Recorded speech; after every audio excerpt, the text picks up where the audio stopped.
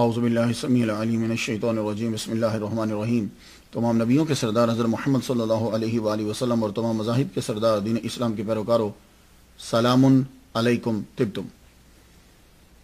حضرت رحمت میرا بھی آج کی گفتگو جو ہے وہ 71ویں مقام پہ جو ہے وہ پہنچ گئی۔ یہ رب کا بڑا کرم ہے۔ آج ہم جس ہستی کے بارے میں گفتگو کر رہے ہیں، میرے نزدیک تو ہر ولی جو ہوتا ہے وہ بادشاہ ہوتا ہے، شہنشاہ ہوتا ہے، لیکن صرف شہنشاہ نہیں ہوتا بلکہ بادشاہ گر ہوتا ہے۔ وہ بادشاہ بناتا ہے، ان کی دعاؤں سے لوگوں کو تخت ملتا ہے۔ یہ ان کی ایک جو وجہ شہرت ہے، ان کو کوئی فرق تو نہیں پڑتا، لیکن دنیا جس نقطہ نگاہ سے دیکھتی ہے، اکبر بادشاہ جس کو انڈیا والے دا گریٹ کہتے ہیں، دا گریٹ اکبر کہتے ہیں، وہ اکبر بادشاہ ان کا مرید تھا۔ تو آج جن کے بارے میں گفتگو کر رہے ہیں، اکبر بادشاہ ان کے در پر ننگے پاؤں چل کر جایا کرتا تھا۔ آئیے گفتگو کو سب سے پہلے اپنے معمول کے مطابق نام سے شروع کرتے ہیں۔ آپ کا نام، اصل نام جو ہے وہ شیخ سلیم الدین فاروقی المعروف شیخ الہند، شیخ سلیم چشتی رحمت اللہ علیہ، شیخ سلیم چشتی یہ بولا جاتا ہے۔ تاریخ پیدائش جو ہے وہ آپ کی مختلف جگہوں پہ مختلف لکھی ہے، لیکن میں جو بیان کرنے لگا ہوں وہ اخبار الاخیار کے اندر ہے۔ شاہ عبدالحق محدث دہلوی رحمۃ اللہ علیہ نے لکھی 897۔ تو تاریخ وصال جو ہے وہ 980 ہجری ہے، یعنی 1573 عیسوی بنتی ہے۔ یوں آپ کی ٹوٹل عمر جو ہے وہ با اختلاف 83 سال بنی۔ 2014 میں آپ کو دنیا سے گئے ہوئے شمسی سال کے مطابق 531 سال جو ہے وہ ہو چکے دنیا سے گئے ہوئے۔ سید عبد القادر گیلانی الحسنی والحسینی غوث پاک کی کہ وصال کے 336 سال بعد آپ پیدا ہوئے، اگر آپ کی تاریخ پیدائش جو ہے وہ 897 تسلیم کی جائے تو بات کچھ سمجھ میں آ رہی؟ جملہ ایک سنا دوں آپ کو فرید الدین عطار رحمۃ اللہ علیہ نے، کہ جن کی کتاب پڑھ کر مجھے شوق ہوا کہ میں بھی اولیاء کرام کے تذکرے جو ہے وہ کروں۔ وہ فرماتے ہیں کہ حب درویشاں کلید جنت است۔ یہ جو درویش ہوتے ہیں نا، صوفیاء کرام ہیں، یہ دال کے اوپر زبر ہوتی ہے، پیش نہیں ہوتی۔ حب درویشاں کہتے ہیں کہ یہ جنت کی چابی ہے، اولیاء سے محبت کرنا۔ آئیے ذکر کرتے ہیں اس ولی کامل کا کہ جو مرشد ہے دا گریٹ اکبر کا۔ سب سے پہلے ان کے نام کے آگے شیخ آتا ہے۔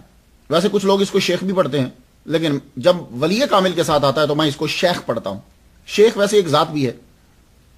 شیخ، یہ شیخ جو لفظ ہے، شاخا یشیخ و شیخن، یہ عربی کا لفظ ہے شیخ۔ اس کا معنی ہوتا ہے بڈھا، بوڑھا، اور اس کی جمع آتی ہے شیوخ۔ اس کا استعمال شروع میں، جو شیخ کا لفظ تھا، یہ شروع میں عرب لیڈر کے لیے ہوتا تھا۔ جو عربیوں کے اندر قبیلے کا سردار ہوتا تھا، قبیلے کا امیر ہوتا تھا، قبیلے کا لیڈر ہوتا تھا، اس کے لیے اس کو استعمال کیا جاتا تھا۔ یہ اس کے بعد لفظ شیخ جو ہے یہ شاہی فیملی میں داخل ہو گیا۔ جو بادشاہ ہوتے تھے عرب کے، ان کے ساتھ یہ لفظ استعمال کیا جاتا تھا، اور آج بھی آپ دیکھ لیں کہ یہ لفظ آپ کو شاہی فیملی میں ملے گا۔ آپ سعودی فیملی میں چلے جائیں، یہ جو سعودی عرب کی فیملی ہے شاہی، ان کے اندر لفظ شیخ آپ کو ملے گا لیڈر کے ساتھ۔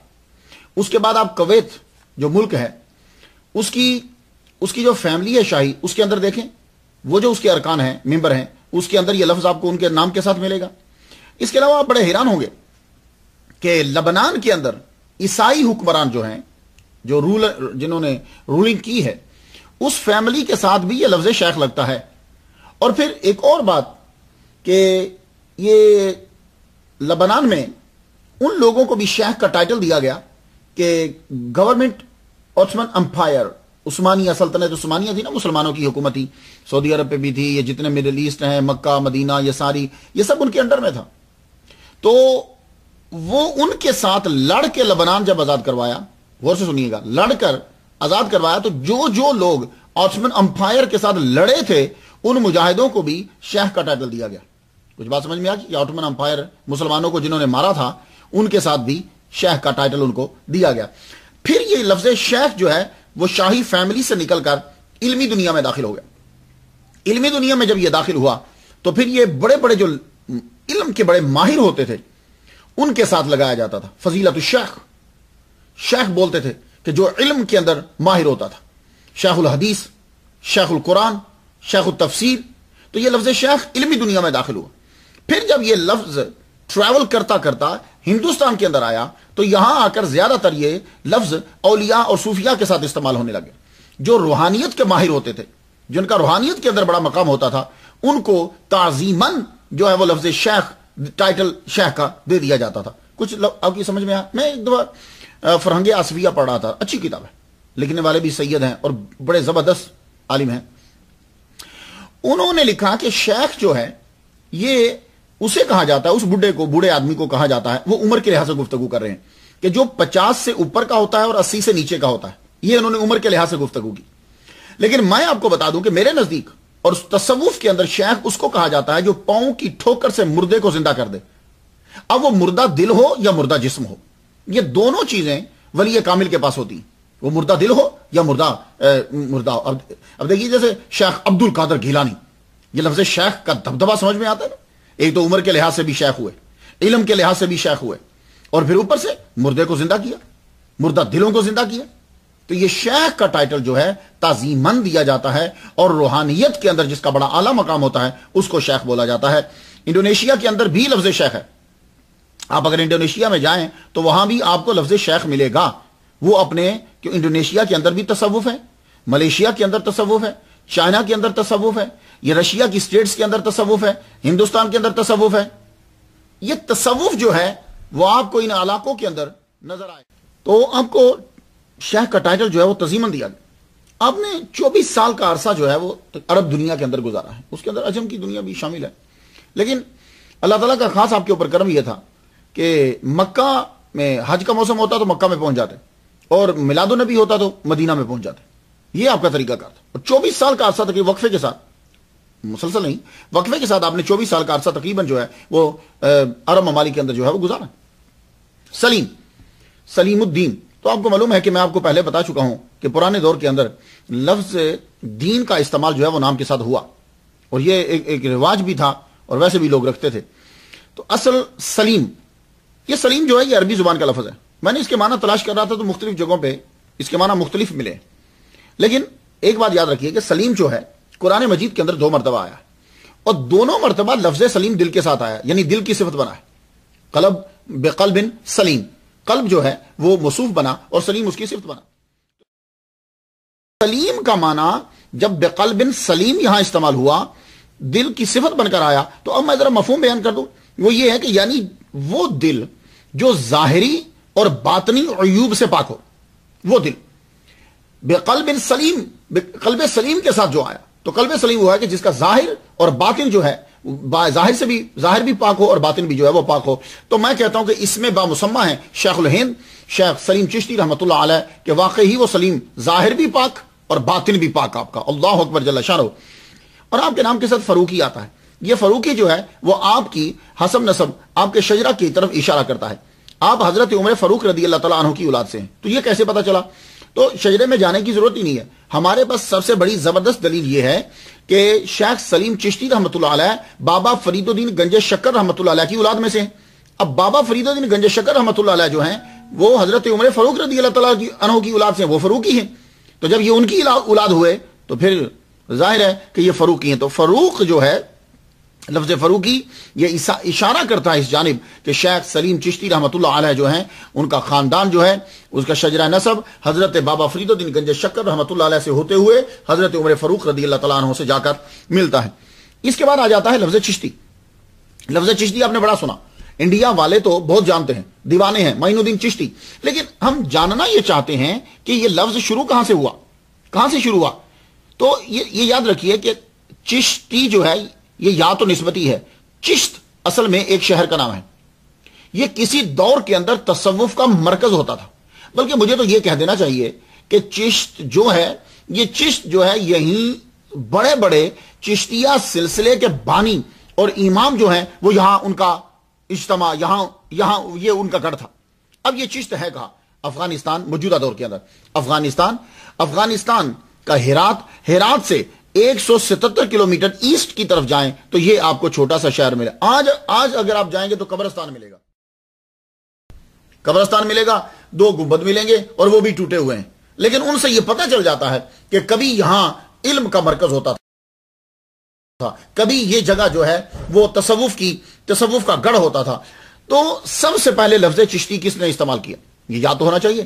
سب سے پہلے یہ لفظ چشتی جو ہے نام کا حصہ بنا، صفت نسبتی بنی حضرت پیر طریقت راہبر شریعت ابو اسحاق شامی رحمت اللہ علیہ. ابو اسحاق شامی رحمت اللہ علیہ یہ اصل میں شام کے رہنے والے تھے. شام کسے کہتے ہیں؟ پرانی کتابوں میں جب شام آئے تو سمجھ آئیں کہ اس کا معنی جو ہے وہ سیریا ہے. آج کے دور میں اس کا نام سیریا ہے. تو آپ سیریا کے رہنے والے تھے، وہاں سے آپ بغداد آئے. جب آپ بغداد آئے تو بغداد آ کر خواجہ ممشاد الو دینا وری ان کی آ کے آپ نے بایعت کری. جب آپ نے بایعت کی تو ابو اسحاق شامی رحمت اللہ علیہ زبردست عالم دین، قرآن اور حدیث کے ماہر. تو ممشاد رحمت اللہ علیہ نے آپ کو دیکھتے ساری کہا تمہارا نام کیا ہے، تاکہ لوگوں کو معلوم ہو جائے. میرا نام جی ابو اسحاق شامی ہے. آپ نے فرمایا آج سے شامی نہیں، آج سے تمہارا نام ابو اسحاق چشتی ہے. تم جاؤ افغانستان، وہاں کے علاقہ چشت میں جاؤ اور وہاں کے لوگوں کو جا کے فیض پہنچاؤ. وہ لوگ جو ہیں وہ تم سے فیض حاصل کریں گے. تو آپ بغداد سے افغانستان کو چلے اور وہاں جا کر علاقہ چشت میں آپ نے جو ہے وہ قیام کیا اور اپنا فیض جو ہے وہ لوگوں کو دیا. اب آپ ذرا سن لیجئے کہ یہ جو چشتی ہیں یہ کہاں سے چلے. ابو اسحاق چشتی، ان کے مرید ہوئے خواجہ ابو احمد چشتی، ان کے خلیفہ خواجہ ابو محمد چشتی، ان کے خلیفہ خواجہ ابو محمد یوسف چشتی، ان کے خلیفہ خواجہ مودود چشتی، ان کے خلیفہ حاجی شریف چشتی، ان کے خلیفہ خواجہ عثمان ہرونی رحمت اللہ علیہ، جن کو آپ عام میں ہم بول جاتے ہیں خواجہ عثمان ہارونی.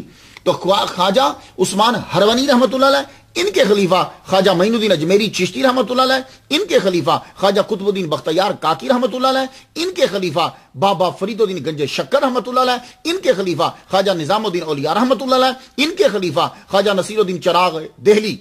تو یہ چشتیہ کا سلسلہ میں نے آپ کو بتا دیا. کچھ سمجھ میں آ گئی؟ تو اس چشت سے پھر آگے یہ سلسلہ ہی بن گیا چشتیہ. چشتی جو اس کے فالوور تھے وہ اپنے نام کے ساتھ چشتی لکھنے لگے. تو جیسے قادریہ، سوراوردیہ، کبراویہ ہے، بڑے بڑے مشہور تو خیر قادریہ ہے، سوراوردیہ ہے، نقشبندیہ ہے، اس کے برابر میں یہ مشہور جو ہیں یہ چار ہی بڑے ہیں چشتیہ. تو وہاں سب سے پہلے ابو اسحاق چشتی رحمت اللہ علیہ کے ساتھ شامی کے ساتھ چشتی لگا. اور پھر اس کے بعد جب یہ لفظ مشہور ہوا تو خواجہ معین الدین اجمیری چشتی رحمت اللہ علیہ نے آ کر انڈیا میں اس کو دوام جو ہے وہ بخشا، مشہور ہوئے. پھر اس کے بعد خواجہ قطب الدین بختیار کاکی رحمت اللہ علیہ کے بعد نظام الدین. تو آگے پھر انہی سے شاخیں جو ہیں وہ نکلتی گئیں. تو کچھ آپ کو سمجھ میں آ گیا چشتی کے بارے میں پتہ چلا. تو سلیم الدین شیخ الہند شیخ سلیم چشتی رحمت اللہ علیہ یہ بھی چشتیہ سلسلے میں ہی بایعت تھے، اس لیے آپ کے نام کے ساتھ جو ہے وہ چشتی لگا. اور ویسے بھی بابا فرید الدین گنج شکر سے خاندانی تعلق ہے تو چشتی ویسے بھی. اب آ جائیے یہ چشتیہ سلسلہ ہے کیا. میں تھوڑی باتیں کچھ کرتا جاتا ہوں. یہ چشتیہ سلسلہ کی ایک خاصیت یہ ہے اس کے اندر دونوں چیزیں ہوتی ہیں. دونوں چیزیں وہ کیا؟ جذب بھی ہوتا ہے، ہوش بھی ہوتی ہے. ان کے اندر ہوشیاری بھی ہے اور مستی بھی ہے، دونوں چیزیں ان کے اندر. اور چشتیہ کے اندر یہ دیکھیں یہ جو ہم باتیں کرتے ہیں یہ اصل کی کرتے ہیں. اگر کسی کی آپ مثال دیں جی اس کے اندر تو یہ بات پائی نہیں جاتی، تو یہ فرع پہ بات ہم نہیں کر رہے. ہم کہتے ہیں کہ جو بنیاد بنائی گئی تھی، جو اصول تھے، اس میں کیا تھا. تو چشتیہ جو ہوتے ہیں، چشتیہ سلسلے کی خاصیت جو ہے وہ یہ ہے کہ ان کے اولیاء صوفیاء جو ہیں وہ سب سے پہلے آداب سکھاتے ہیں، تواضع اور تمام اخلاق حسنہ جتنے ہیں اس کے یہ اس قدر خوگر ہوتے ہیں، اس قدر حامل ہوتے ہیں کہ کوئی قوم ان سے نفرت نہیں کرتی اور یہ کسی قوم سے نفرت نہیں کرتے. اب اس کی مثال جو ہے وہ دینا چاہوں گا میں کہ یہ سب سے محبت کرتے ہیں، کوئی قوم ان سے نفرت نہیں کرتی. اس کی مثال میں سکھ ازم کے بانی کہ جن کو سکھ جو ہیں وہ اپنا بانی مانتے ہیں بابا گرو نانک سے دینا چاہتا ہوں. آپ کو معلوم ہے کہ بابا گرو نانک کی زیادہ تر بیٹھک جو ہے وہ کن کے ساتھ رہی؟ چشتیہ سلسلے کے ساتھ رہی. اس کے ساتھ بہت زیادہ بیٹھک رہی ہے آپ کی ان کے ساتھ، اور انہی سے آپ نے فیض بھی پایا ہے.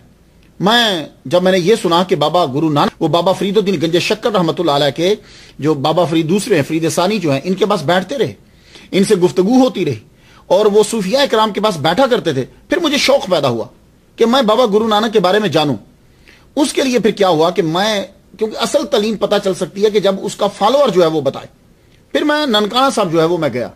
हो सकता है कि कुछ लोगों को इख्तलाफ हो कि मैं ननकाना साहब क्यों गया, तो भाई फिर तो हजरत उमर पर भी एतराज होगा कि हजरत उमर जो है जब बैतुल मकदस को फतह किया था तो आप चर्च में क्यों गए थे, याद है ना आपको। फिर तो इतराज हजरत मियां मीर पर भी होगा कि मियां मीर जो है वो अमृतसर जो गोल्डन टेंपल है उसकी बुनियाद रखने के लिए क्यों चले गए थे, वहां ईंट क्यों रखी आपने। ये बात नहीं है, एक चीज को हासिल करने के लिए जो है वो जाना पड़ता है, देखना पड़ता है। मैं जब वहां पहुंचा तो वहां जो मुझे ये चीज हासिल हुई और मैंने खुद भी जो पढ़ा था वो ये है कि बाबा गुरु नानक जो हैं इनकी जो तालीमात है वो हमारे इस्लाम से ज्यादा मिलती है बनिस्बत हिंदुइज्म के। ये मैं कहना चाहूंगा कि बाबा गुरु नानक की आप तालीम पढ़ लीजिए, तौहीद पढ़िए, आप उनका हुजूर के बारे में ईमान पढ़िए, आप मिराज के बारे में पढ़िए उनका बयान, आप मिसवाक के बारे में उनका बयान पढ़िए, और जो चीजें आपको नजर आई, और फिर किताब पढ़ लीजिए औलिया कराम और सूफिया कराम के जो है वो उसके अंदर आपको अशआर मिलेंगे।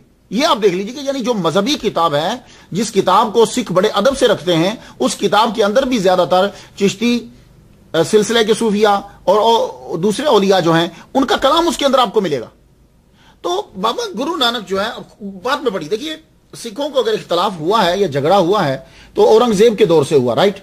औरंगजेब ने जो किया, अब मुझे मालूम नहीं, मैं उस दौर में था नहीं, लेकिन अगर यह कहो कि उसने कत्ल किया है तो फिर औरंगजेब ने तो अपने भाई को भी कत्ल करवाया है, अपने बाप को भी जेल में रखा था। औरंगजेब ने तो सरमद को भी फिर शहीद करवाया था। औरंगजेब का तो और फिर मजहब, फिर उनको छोड़ो, पूरे मुगल कौम जो है उन्होंने कितने बंदों को, हिंदुस्तानियों को मारा है, पूरी मुगल ने कितनों को मारा। सिर्फ आप किला चित्तौड़ को देख लीजिए, चित्तौड़गढ़ कला चित्तौड़ जो है, इसके अंदर जब सुरंग खोदी गई थी, आपको मालूम है कि 2 सुरंगें खोदी गई थी। वो सुरंग इतना अरसा लगा उसको खोदने का, फिर उसके अंदर उसको फाड़ने के लिए, वो बुनियाद को तोड़ने के लिए जब उसके अंदर बारूद रखा गया, एक का फीता छोटा था और दूसरे का फीता बड़ा था, वो छोटा फीता जो है वो जल्दी फट गया।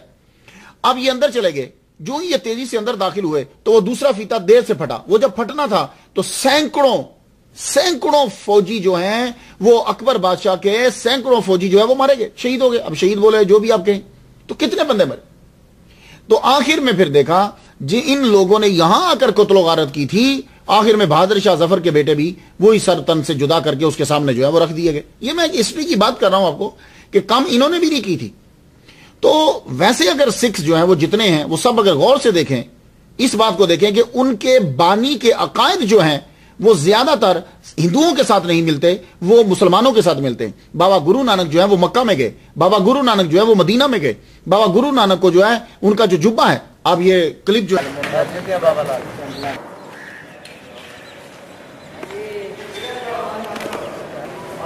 दसो जी बाबा जी के बारे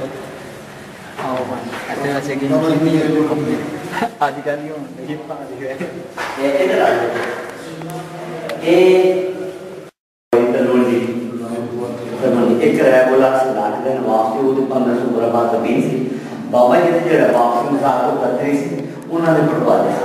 फिर बाबा जी ने माँ बाप इतने रहते एक अमल जब फिर बाबा जी पहले नाम के नानक का आना जिन्हों को ननकाना सिख धर्म में पहले पहले बाद में गुरुद्वारा बना था, जो पता लगा कि इलाही नूर में, फिर बाद में गुरुद्वारा बना। ये दास शानदार उस वक्त पैसे लिखना नहीं चाहिए, लेकिन हर बंदे अपने मेरे को किसी मेरे को खरीदा नहीं सकता, लेकिन जो चीज करी ना वो जिम्मे इस्लाम हो गया कि सच्चे दे कभी तो पता ना रहा कभी सही पता है। एक निजाम पे कोई खावा है मेरे 28 साल तक सर्वत हो गए, 35-36 साल हो गया। तो बाबे बोले झाले ना कि मैं नहीं हूँ, मेरे मुफ्ती पूछा ਜਦੋਂ ਗੰਜੇ ਸ਼ਕਰ ਮੀਆਂ ਮੀਰ ਖੁਦ ਅੰਮ੍ਰਿਤਸਰ ਗਏ ਨੇ। ਦੇਖੋ ਜੀ ਉਹਨੇ ਨੀ ਸੰਗ ਬੁਨਿਆਦ ਰਖਵਾਈ। ਸਰਕਾਰ ਤਾਂ ਇੱਕ ਹਿੰਦੂ ਦੇ ਘਰ ਪੈਦਾ ਹੋਏ ਨਾ ਬਾਬਾ ਗੁਰੂ ਨਾਨਕ ਸਰਕਾਰ, ਜਿਹੜੀ ਗੁਰੀ ਸੀ ਨਾ ਇਹ ਤੇ ਗੁਰੂ ਗੋਬਿੰਦ ਸਿੰਘ ਦੇ ਚੱਲੀ ਜਾ ਕੇ ਪਹਿਲਾਂ ਸਰਕਾਰ ਤੇ ਹਿੰਦੂ ਵੀ ਮੰਨਦੇ ਸੀ, ਮੁਸਲਮਾਨ ਵੀ ਮੰਨਦੇ ਸੀ। ਬੜੀ ਮਿਰਾਜ ਦੀ ਬੜੀ ਤਾਰੀਫ ਕੀਤੀ, ਕੁਰਾਨ ਦੀ ਬੜੀ ਤਾਰੀਫ ਕੀਤੀ, ਮੈਂ ਪੜ੍ਹਦਾ ਰਹਿੰਦਾ। ਸਰਕਾਰ ਫਰਮਾਉਂਦਾ ਸੀ ਬਾਜ ਮੁਹੰਮਦ ਨਾਨਕਾ ਭਗਤੀ ਹੈ ਹਰਾਮ, ਤੇ ਮੁਹੰਮਦ सल्लल्लाहु अलैहि वसल्लम तो बगैर इबादत हराम है। लेकिन हूँ कई लोग जो बराबर सारे अंदर आके ना उन्हें नहीं मिल सकते। ਤੇ ਕਹਿੰਦੇ ਨੇ ਬਾਬਾ ਜੀ ਦੇ ਜੁੱਬੇ ਦੇ ਉੱਤੇ ਕੁਰਾਨ ਲਿਖਿਆ ਹੁੰਦਾ ਸੀ। ਉਹ ਹੈ ਜਦੋਂ ਖਾਨੇ ਕਾਬੀ ਗਿਆ ਸੀ ਨਾ 3.5 ਸਾਲ ਰਿਹਾ ਸਾਊਦੀ ਅਰਬ। ਫਿਰ ਉਸ ਵਕਤ ਹੁਕਮਰਾਨ ਸੀ ਉਹ ਕਿਸੇ ਨੇ ਦੱਸਿਆ ਉਹਨੂੰ ਇੱਕ ਫਕੀਰ ਆਇਆ, ਫਕੀਰ ਨੇ ਸੁਬਤਾ ਚੋਲਾ ਪਾਇਆ ਨੇ ਕਮੀਜ਼ ਤੇ ਉਹਦੇ ਦੇ ਪਿੱਛੇ ਲਿਖੀ ਕੁਰਾਨ ਮਜੀਦ ਦੀ ਹਯਾਤਾ। ਉਹ ਬਿਲਕੁਲ ਗੱਲ ਸਹੀ ਹੈ। ਮੈਂ ਆ ਕੇ ਹਾਂ ਮੇਰੇ ਕੋ ਪਿੱਛੇ ਲਿਖੀ ਸੀ ਹਯਾਤਾ ਲਿਖੀ ਸੀ ਚੋਲਾ। ਤੇ ਉਹਨਾਂ ਲੋਕਾਂ ਨੇ ਉਸ ਵਕਤ ਸਾਊਦੀ ਅਰਬ ਹੁਕਮਰਾਨਾਂ ਨੇ ਉਹਨੂੰ ਕਿਹਾ ਕਿ ਯਾਰ ਇਹਨਾਂ ਕੋਲ ਚੋਲਾ ਲਾ ਦੋ, ਕਿਹੜੇ ਮਜ਼ਹਬ ਦਾ ਆਏਗਾ।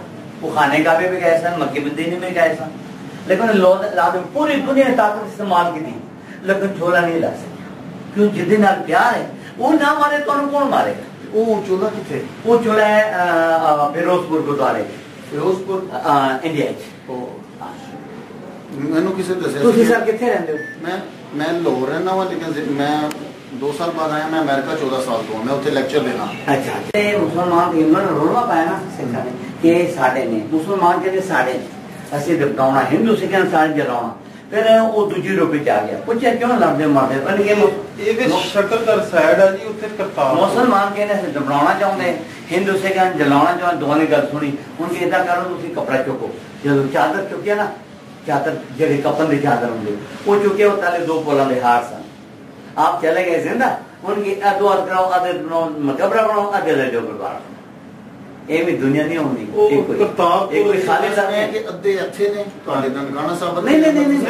گردوارا بھی ہے کرتارپور شکر گڑھ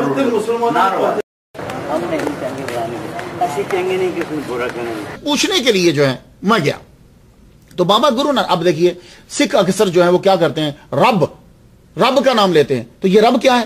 ہر نبی نے جب بھی دعا مانگی قرآن مجید پڑھ کے دیکھ لیجئے انہوں نے اس رب کے لفظ کو جو ہے وہ استعمال کیا۔ تو چشتیہ سلسلے کے اندر ایک خاصیت آپ کو یہ ملے گی کہ یہ لوگ جو ہیں اس قدر اخلاق حسنہ کے حامل ہوتے ہیں کہ کوئی قوم ان سے نفرت نہیں کرتی یا کسی سے نفرت نہیں کرتے۔ ان کا صرف مسلک یہ ہوتا ہے کہ وہ سب کے اندر اپنا میسج پیغام جو ہے وہ پہنچائیں، محبت ان کے اندر پیدا کریں اور لوگ جو ہیں وہ اس کو مانیں کہ جس کے پاس 99 حصے رحمت ہے اس کو مانیں، یہ ہوتا ہے۔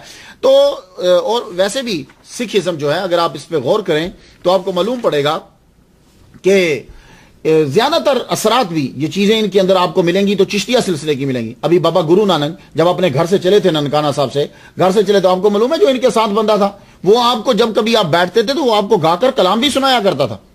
یہ بات جانے، اور یہ چشتیہ سلسلے کے اندر ہے۔ چشتیہ سلسلے کے تو اپنے قوال ہوتے ہیں جو بادشاہ ہوتے ہیں، کلام جو ہے وہ پڑھتے ہیں جس میں اللہ رسول کا ذکر ہوتا ہے۔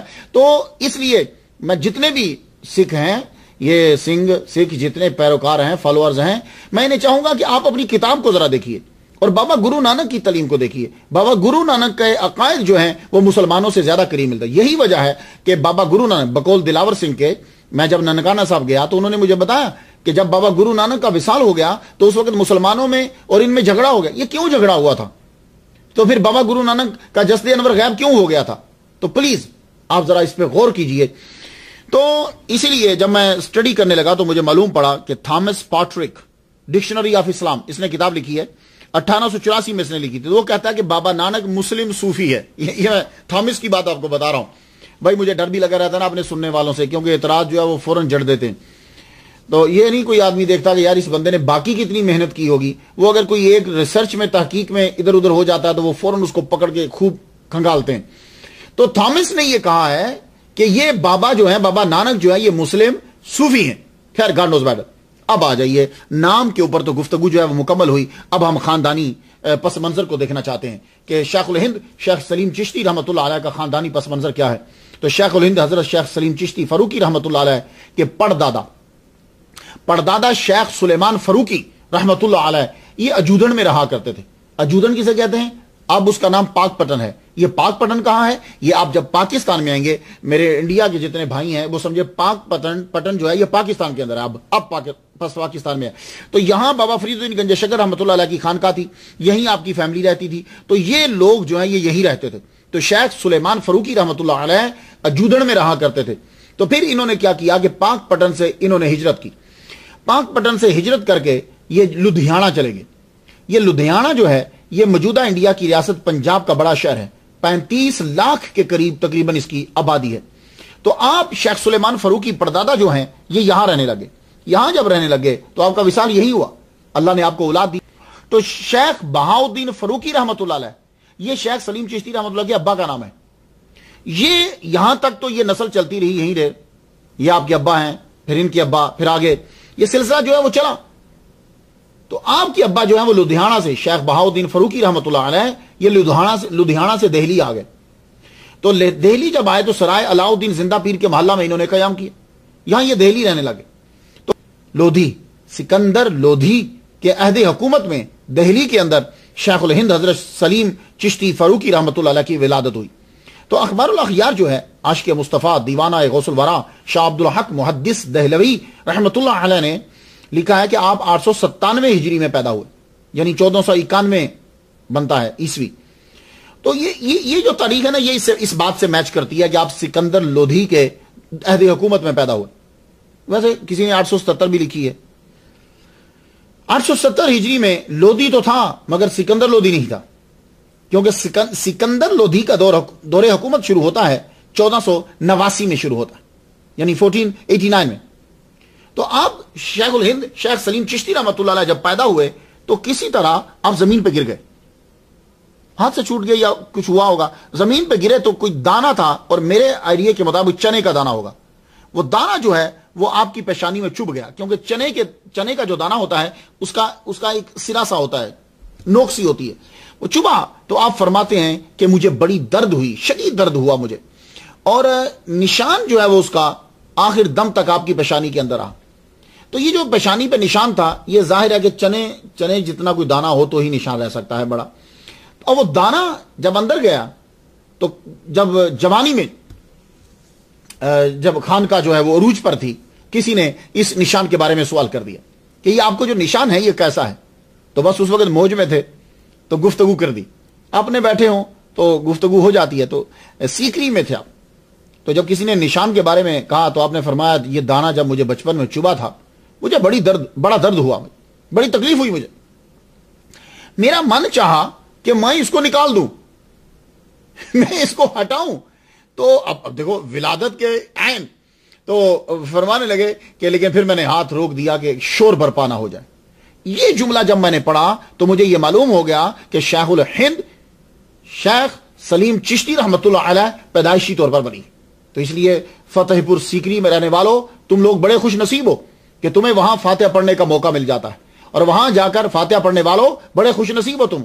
इस वाक्य से मालूम हुआ कि यह पैदाइशी वली, कि यानी बचपन का वाक्य आपको याद है और आप चाहते हैं कि मैं अपना हाथ उठाऊं और खुद अपनी पेशानी से उस दाने को निकाल दूं, लेकिन आपने कहा शोर बरपा हो जाएगा, वैसे ही लोगों को पहले से खबर हो जाएगी, छोड़ दो इसको। अल्लाह अकबर जल्ल शानो। तो आपकी उम्र 9 साल हो गई।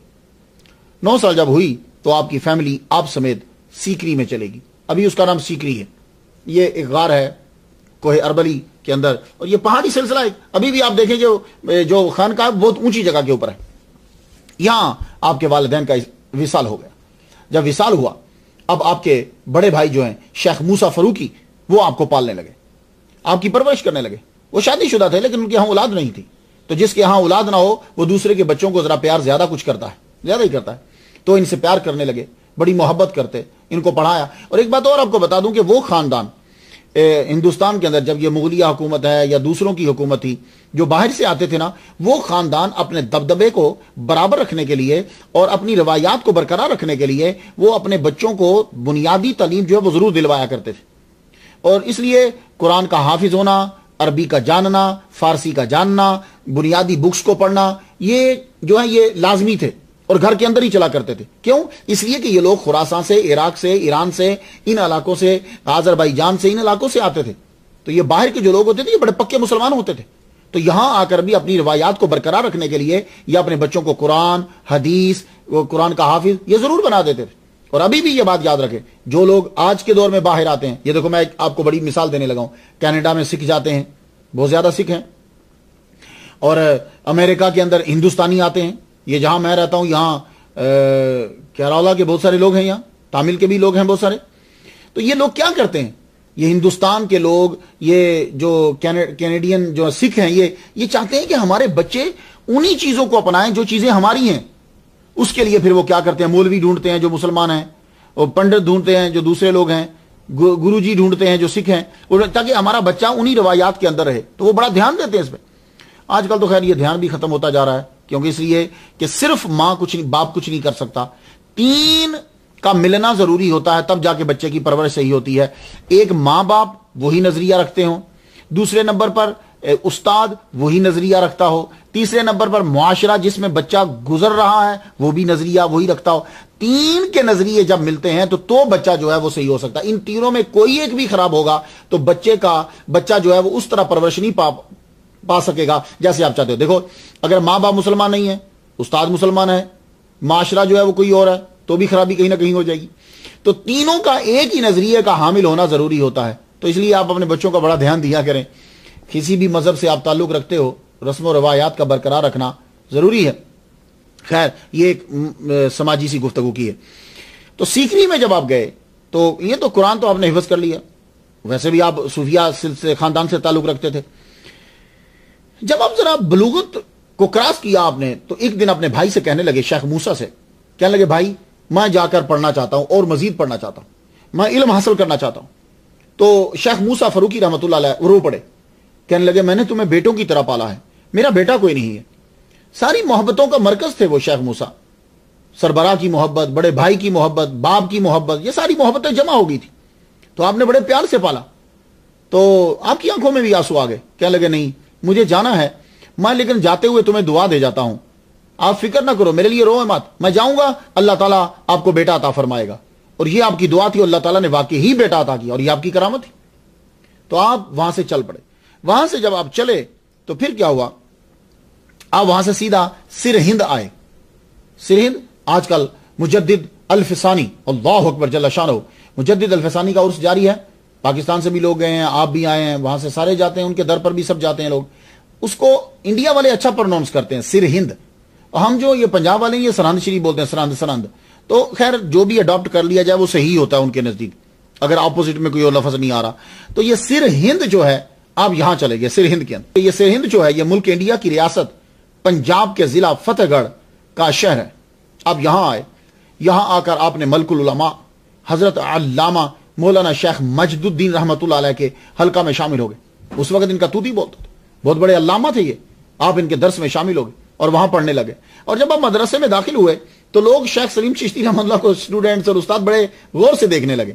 جب بچے کے اندر کوئی ایک ڈفرینٹ سی چیز ہوتی ہے اسٹوڈنٹ کے اندر تو تب بڑے غور سے دیکھتے ہیں۔ اگر کوئی بچہ ہائی اسکول، بڑے اسکول کے اندر تیل لگا کے سر کو چلا جائے تو سارے ہنسنے لگ جاتے ہیں، کوئی سیدھا چیر کسی نے نکال لیا بڑے دھیان سے دیکھنے لگ جاتے ہیں، اگر کوئی ٹوپی یا پگڑی پہن کر آ گیا، اب میں جب کالج جاتا تھا تو پگڑی سمیت جاتا تھا تو سارے دیکھتے تھے۔ تو شیخ سلیم چشتی رحمۃ اللہ علیہ مدرسہ میں جب گئے، یہ مدرسہ ہی نہیں، جب سے آپ جوان ہوئے تھے آپ مجاہدوں والا ڈریس پہنتے تھے، اور کوئی ڈریس آپ پہنتے ہی نہیں تھے، یعنی جو لوگ وار کرتے تھے مسلمان تو جو ان کا ڈریس ہوتا تھا وہی آپ وہی ڈریس پہن کر آپ سوتے تھے، وہی ڈریس پہن کر آپ چلتے تھے، آپ کی عادت مبارکہ یہی تھی۔ تو سارے دیکھ کر آپ کو حیران ہونے لگے، تو آپ نے یہ ڈریس کافی عرصے تک یہ پہنے رکھا۔ تو آپ جہاد والا لباس جو ہے وہ ہمہ وقت پہنے رکھتے، یہاں آ کر آپ نے ذوق شوق کو اور بڑھایا۔ یہ یہاں آ کر آپ نے قرآن، حدیث، فقہ، ساری چیزوں کو پڑھا، علوم ظاہریہ کی تکمیل کی۔ اور لیکن آپ یہ جو پڑھائی کرتے تھے اس کے ساتھ ساتھ آپ ایک مزار پہ بھی جایا کرتے تھے۔ اب اس کا پروننسیشن صحیح تو وہی جانیں گے جو وہاں رہتے ہیں، بدھالی قصبہ ہے، کہتے ہیں کہ وہاں جاتے تھے۔ وہاں بدر الدین یا زین الدین ایک بزرگ تھے، ان کی قبر پر بیٹھ کر مراقبہ کیا کرتے تھے، اور یہ بڑا ضروری ہوتا ہے۔ یہ جتنے مذہبی لوگ ہیں، آپ میری تقریر جب سنو، اگر آپ پڑھ رہے ہو تو میری بھی یہ عادت تھی، میں جب جامعہ نعیمیہ میں پڑھا کرتا تھا تو جامعہ نعیمیہ کا گیٹ کراس کر کے گیٹ سے نکل کے سڑک کراس کریں تو سامنے نظام الدین، ان کا نام بھی نظام الدین اولیاء ہے، میں ان کے مزار پہ جایا کرتا تھا، وہاں میں وظیفہ سارا جا کے وہاں پڑھا کرتا تھا، میری عادت رہی۔ تو یہ بزرگوں کے پاس رہنا پھر یہ ہوتا ہے کہ ان کی نظر رہتی ہے، آدمی برائیوں سے بچتا رہتا ہے، یہ بات یاد رکھیے گا، یہ کوئی شرک نہیں ہوتا، آدمی برائیوں سے بچتا رہتا ہے، اس کا دھیان رہتا ہے ان کی طرف۔ آپ وہاں جایا کرتے تھے اور ان کی قبر پر بیٹھ کے مراقبہ کیا کرتے تھے۔ جب آپ نے پورا پڑھ لیا، قرآن، حدیث، فقہ، یہ ساری چیزیں آپ نے پڑھ لی، پڑھنے کے بعد اب آپ نے کیا کیا کہ اب آپ جیسے اولیاء کرام کا طریقہ ہے، سارے اولیاء کرام پڑھنے کے بعد پھر سیر و سیاحت کرتے ہیں۔ سیر و سیاحت سے ان کے دو جو ہے نا وہ مقصد ہوتے ہیں۔ ایک تو ہوتا ہے کہ جو مقدس مقامات ہیں ان سے فیض حاصل کرنا، وہاں اللہ تعالیٰ کی خاص رحمتیں پڑتی ہیں. یہ میں آپ کو بتا دوں، مکہ مسجد حرام کے اندر 1,00,000 نماز کا ثواب ہے، حالانکہ اللہ ہر جگہ ہے. مسجد نبوی میں 50,000 کا ہے ایک روایت کے مطابق، حالانکہ اللہ ہر جگہ ہے. بیت المقدس کے اندر 20,000 کا ہے ایک روایت کے مطابق، حالانکہ اللہ ہر جگہ ہے. تو بھائی جب اللہ ہر جگہ ہے تو یہ فرق کیوں ہے عبادت کا؟ سجدہ تو اسی کو ہو رہا ہے، تو پھر سمجھو نا کہ جگہوں میں فرق ہے. اور یہ جہاں جہاں نماز کا ثواب مل رہا ہے یہ انسانوں کے پاؤں کے مقام کی وجہ سے ہے. اب مجھے نہیں سمجھ آتی کہ لوگ جو ہیں وہ ولیوں کو کیوں اگنور کرتے رہتے ہیں، ولیوں کے مقام کو کیوں نہیں سمجھتے. ان سے میرا ایک ہی کویسچن ہے، اگر ولی کے پاؤں لگنے، اب دیکھو ہر نبی ولی تو ہوتا ہی ہے نا، اللہ کا دوست تو ہوتا ہے. اگر بندے کے پاؤں کا کوئی اثر نہیں ہے، بندے کے وجود کا کوئی اثر نہیں ہے، اللہ کے بندوں کے وجود کا کوئی اثر نہیں ہے، تو مجھے جواب دو، مسجد الحرام کے اندر 1,00,000 کا ثواب کیوں ہے؟ اللہ تو ہر جگہ. اب تم یہ تو کوئی نہیں کہہ سکتا جی وہاں اللہ ہے. اللہ ہر جگہ ہے. وہاں ابراہیم علیہ السلام، اسماعیل علیہ السلام، ان کے پاؤں لگے ہوئے ہیں. مسجد نبوی میں محمد مصطفیٰ صلی اللہ علیہ وسلم کے پاؤں مبارک ہیں. بیت المقدس کے اندر نبیوں کے پاؤں مبارک ہیں. تو پتہ یہ چلا کہ جہاں اللہ کے نیک بندوں کے پاؤں لگتے ہیں وہاں اس کی رحمت خاص پڑتی ہے. تو اس لیے تو لوگ ولیوں کے دربار پہ جاتے ہیں، وہاں ولی خود لیٹا ہوا ہے. تو سمجھنا نہ چاہے تو یہ الگ بات ہے. تو آپ جو ہیں اب سیاحت کرنے کے لیے، اور دوسرا مقصد یہ ہوتا تھا کہ سیاحت کے دوران ہی کچھ اپنے مرشد کو تلاش کر لیتے تھے، کچھ جو ہیں وہ فیض لیتے تھے اور علم مزید حاصل کرتے تھے. اب آپ وہاں سے نکلے 1525 میں آپ نے مروجہ علوم پڑھ لیے، اور اگر آپ کی تاریخ پیدائش جو ہے وہ 897 تسلیم کی جائے تو آپ 35 سال کے تھے جب آپ سر ہند سے فارغ ہو کے اب آپ نکلے. آپ نے مکہ اور مدینے کا ارادہ کر لیا کہ مجھے وہاں جانا ہے. اب ظاہر ہے کہ وہاں پیدل چلتے تھے، رستے میں رشیا کی سٹیٹس بھی آتی تھی، ایران، عراق، یہ بھی کچھ علاقے آتے رہتے. اب یہ ہے کہ یہ ڈیپینڈ کرتا آپ کا کہ آپ کون سا راؤٹ اختیار کر رہے ہو.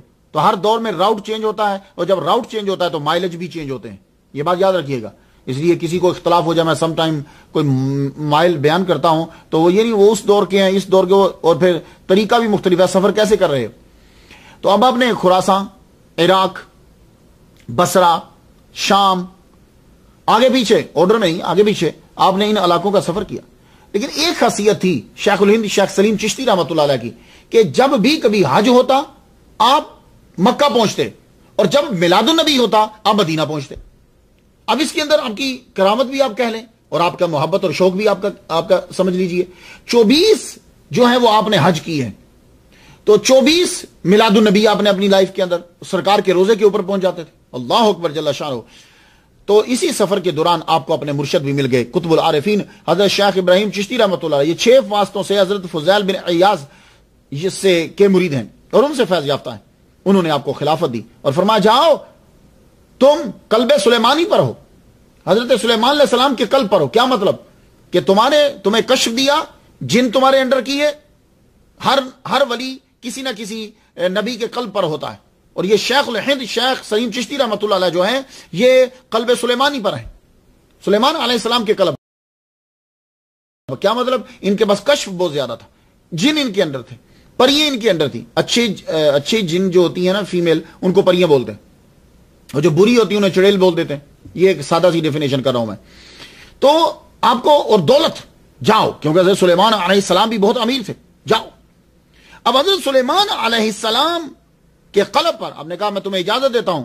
اللہ اکبر. 10 سال کا عرصہ آپ نے مکہ اور مدینہ میں گزارا. یہ آپ کا پہلا ٹرپ ہے کہ جو آپ نے ظاہری علم حاصل کرنے کے بعد آپ سرہند سے روانہ ہوتے ہیں. اس کے بعد پھر آپ واپس آئے. جب آپ واپس آئے تو اسی راؤٹ کو اختیار کرتے کرتے آپ سیکری پہنچے سیدھا. یہ سیکری اس دور میں بھی ابھی بھی یہ ترقی یافتہ نہیں تھا. جھاڑیاں تھی، پہاڑی تھی، غار تھی، یہ چیزیں تھی، اتنے مکانات بھی نہیں تھے، لیکن لوگ وہاں رہتے تھے. یہ سیکری ایک پہاڑی ویران علاقہ تھا. آپ نے غار میں چلنا شروع کر دیا. سخت سردی پڑتی، کوسانی علاقہ، پہاڑی علاقے کے اوپر آپ کو پتا ہے کہ سردی جو ہے وہ زیادہ پڑتی ہے. تو آپ وہاں ایک غار، اسی غار کے اندر جو ہے وہ چلا کرتے. اب آپ نے وہ جہاد والا لباس جو ہے وہ اتار دیا. سخت شدید سردی کے اندر آپ ململ کا پتلا جو ہے بری ململ کا جو ہے وہ کرتا پہنتے. اب آپ نے وصال کے روزے رکھنے شروع کر دیے. کم از کم جو آپ افطار کرتے وہ 7 دن کے بعد آپ کرتے. اور افطار روزہ جو آپ کرتے شیخ سلیم چشتی رحمۃ اللہ علیہ تربوز کا کچھ حصہ لے لیتے. میں نے آپ کی سوانح عمری کے اندر میں یہ پڑھتا ہوں کہ آپ جو ہیں وہ زیادہ تر سبزیاں یا زیادہ تر آپ ٹھنڈی چیز جو ہے وہ استعمال کرتے تھے. ایون کہ جب آپ پانی بھی استعمال کرتے تھے تو پانی کسی کو یہ نہیں کہا کرتے تھے کہ پانی گرم کر کے لاؤ, پانی ٹھنڈا استعمال کرتے تھے. اور آپ نے روزانہ غسل بھی کرنا ہوتا تھا, ٹھنڈے پانی سے آپ وضو فرماتے تھے. اب آپ جب چلا کرنے لگے, اللہ اکبر جل شانہ, وہاں آپ نے خانقاہ جو ہے وہ بنائی. خانقاہ جب جتنا پیسہ تھا جو تھا ویسے اپنے خانقاہ بنا دی. خانقاہ بنانے کے بعد لنگر جو ہے وہ جتنا خرچہ ہوتا ہے, جتنا موجود ہوتا, اللہ کی راہ میں تقسیم کرنے لگے. اب کیا ہوا کہ لوگ آپ کے پاس آنے لگے, طلباء آتے, آپ کے ظاہری علم آپ کے پاس آ کر پڑھنے لگے, اور صوفیاء آتے, آپ سے اپنی منازل جو ہے وہ طے کروانے لگے. لوگوں کو کھانا مل رہا ہے, لوگوں کو تعلیم مل رہی ہے. سیکری سے یہ شہرت نکل کر دہلی, آگرہ تک پہنچی, اور آپ کے علم کا جو ہے وہ توتی بولنے لگے. لوگ آتے, آپ ان کو علم ظاہری اور علم باطنی جو ہے دونوں عطا فرماتے. طلباء علم میں بڑھتے, صوفیاء منازل طے کرتے. خانقاہ سیکری ہر خاص و عام کی توجہ کا مرکز بن گئی. یہ بات عمرہ تک پہنچی. جب آپ کے علم اور آپ کا تجربہ, آپ کا فیض, آپ کی روحانیت, جب اس کی شہرت جو ہے وہ ہوا کے دوش پہ پرواز کرتی ہوئی درباروں میں پہنچی, تو پھر شیر شاہ سوری کی اولاد جو ہے, یہ لوگ جو ہیں, یہ سوری خاندان, خاص طور پر اسلام شاہ جو ہے, یہ آپ کا دیوانہ ہوا. یہ کبھی آپ نے شیر شاہ سوری کا نام تو سنا؟ سوری, یہ سوری کیا ہوتا ہے؟ مختلف زبان کے اندر یہ اصل میں پشتو زبان کا لفظ ہے. یہ کیونکہ یہ خود پٹھان تھے. یہ سور, اس کے آگے یہ نسبتی, سور کہتے ہیں ریڈ کلر کو, ریڈ سرن, تو سوری, تو یہ ان کے ساتھ لگتا ہے, یہ پشتو زبان کا لفظ. کے بعد جب اسلام شاہ, یہ اسلام شاہ کا اصل نام جو ہے وہ جلال خان سوری تھا. یہ جلال خان سوری جو ہے یہ ذرا اخلاق کا اچھا تھا. اسے عمرا بھی پسند کرتے تھے, درباری بھی, ابا بھی اسے پسند کرتے. تو ابا اپنی زندگی کے اندر ہی جلال خان کو, جس نے بعد میں اپنا نام اسلام شاہ جو ہے استعمال کیا, اس کو بادشاہ بنا کے وہ چلا گیا. جب شیر شاہ سوری کا وصال ہوا تو اس کے بڑے بھائی عادل خان نے بغاوت کر دی. عادل شاہ نے بغاوت کر دی. اس نے کہا کہ میں اس کو اپنا سلطان کنگ تسلیم نہیں کرتا. اب اسلام شاہ جو ہے اس وقت آگرے میں تھا. اسلام شاہ کو جب پتا چلا کہ عادل خان جو ہے اس کے قریبی فوج جمع ہو گئی ہے, اب وہ میرے اوپر حملہ کرنا چاہتا ہے, تو اسلام شاہ نے آگرہ سے اپنا خاص نمائندہ شیخ الہند شیخ سلیم چشتی رحمۃ اللہ علیہ کے خانقاہ میں بھیجا کہ آپ میرے لیے دعا فرمائیں. تو شیخ سلیم چشتی رحمۃ اللہ علیہ نے پھر اسلام شاہ سوری کے لیے جو ہے وہ دعا کی. دعا کرنے کے بعد آپ نے اس کو کہا کہ جاؤ اسلام شاہ سے یہ کہہ دو کہ آگرہ میں جنگ ہوگی, ہونے دو, تم اپنے گھوڑے پر بیٹھ کر جب باہر نکلو گے ایک راؤنڈ لگانا, اور جب تم راؤنڈ لگاؤ گے تو پھر تم وہ جو فوج عادل خان کے ساتھ ملی ہوئی ہے وہ تمہارے ساتھ مل جائے گی. تو جو عادل شاہ نے اپنے بھائی اسلام شاہ کے اوپر جب حملہ کر دیا, تو جنگ جب شروع ہونے لگی تو اسلام شاہ نے ان کی ہدایت پر عمل کرتے ہوئے اپنے گھوڑے پر بیٹھ کر, اب جب اس نے راؤنڈ لگایا تو عادل شاہ کی فوج میں سے لوگ نکل کر اسلام شاہ کے ساتھ شامل ہو گئے. اب جب شامل ہوئے تو ولی کامل کی بات سچ ثابت ہوئی اور اس کو فتح نصیب ہوگی. اب جب فتح ہوئی تو اور شیخ سلیم چشتی رحمۃ اللہ علیہ کی شہرت جو ہے وہ اور آگے پھیلی. اب تو عمرا بھی آپ کے دربار پر آنے لگے, خانقاہ کو عروج مل گیا. اب خانقاہ کے اندر لنگر زیادہ تعداد میں پکنے لگا, طلباء زیادہ تعداد میں آنے لگے, صوفیاء کرام زیادہ رہنے لگے, خانقاہ جو ہے وہ آباد ہوگی. لیکن ولی کے سلسلے میں کوئی فرق نہیں پڑا. آپ کا رہن سہن وہی بریک کپڑا, اور وہی 7-7 8-8 دن, اور بعض اوقات تو 3-3 4-4 ماہ تک شیخ سلیم چشتی رحمۃ اللہ علیہ کچھ بھی نہ کھاتے, عبادت کرتے رہتے. لیکن ایک بات یاد رکھیے گا, اکثر ہم لفظ استعمال کرتے ہیں جی وہ چلے میں بیٹھ گئے. تو یہ چلے میں جو بیٹھتے ہیں تو بیچ میں وقفہ بھی ہوتا تھا. اب چلے کی کئی اقسام ہوتی ہیں, کچھ اوقات بھی ہوتے ہیں, کچھ ایسا ہوتا ہے کہ بالکل کسی سے نہیں ملنا, کچھ ہوتا ہے کہ کچھ وقت مقرر ہوتا ہے, اس کے بعد آپ تبلیغ کر سکتے ہو. تو اولیاء کرام ایسا کرتے تھے کہ تبلیغ اور تربیت کے لیے, کیونکہ وہ بھی تو دین ہی ہے, اس کے لیے نکلتے, نماز کے لیے جو ہے اولیاء کرام جو ہے وہ نکلتے تھے. تو یہ سلسلہ جاری رہتا تھا. تو آپ پڑھانے کے لیے بھی باہر نکلتے. اللہ اکبر جل شانہ, آپ کے عقیدت مندوں کی تعداد جو ہے وہ تعداد بڑھنے لگی. اللہ اپنے بندوں کی شان کو خود بڑھاتا ہے, اور اس کا کوئی نہ کوئی وہ طریقہ بنا دیتا ہے, کوئی سبب بنا دیتا ہے. اس کی دعا قبول ہو گئی, اس کی بات پوری ہو گئی, بادشاہوں کو اس کے دربار پہ جھکا دیا. اللہ اکبر, اس کی موج ہے, وہ کسی کو بھی. اللہم مالک الملک تؤتی الملک من تشاء, اللہم مالک الملک تؤتی الملک من تشاء وتنزع الملک ممن تشاء وتعز من تشاء وتذل من تشاء بيدک الخیر انک علی کل شیء قدیر. وتعز من تشاء وتذل من تشاء بيدک الخیر انک علی کل شیء قدیر. ہر شے اس کے قبضہ قدرت میں ہے, وہ جسے چاہے عزت دے, جسے چاہے وہ ذلت دے دے, ملک چھین لے, ملک عطا کر دے. اللہ اکبر جل شانہ. تو وہ سبب بناتا ہے پھر اپنے نیک بندے کو, اس کی شہرت ہو جاتی. اسلام شاہ 1545 سے 1554 تک بادشاہ رہا. 22 نومبر کو اس کی موت ہوئی, تو اس کے موت کے بعد اس کے 12 سالہ بیٹے کو جو ہے وہ بادشاہ بنا دیا گیا. لیکن اس کے بیٹے کو محمد مبارز خان نے اس کے بیٹے کو جو ہے وہ قتل کر دیا. اب کیا ہوا, ایک مرتبہ پھر پہلے آپ سیکری چھوڑ کر گئے تھے سرہند, سرہند سے مکہ گئے تھے, مکہ سے سیکری آئے تھے, اب آپ کو پھر سیکری چھوڑنی.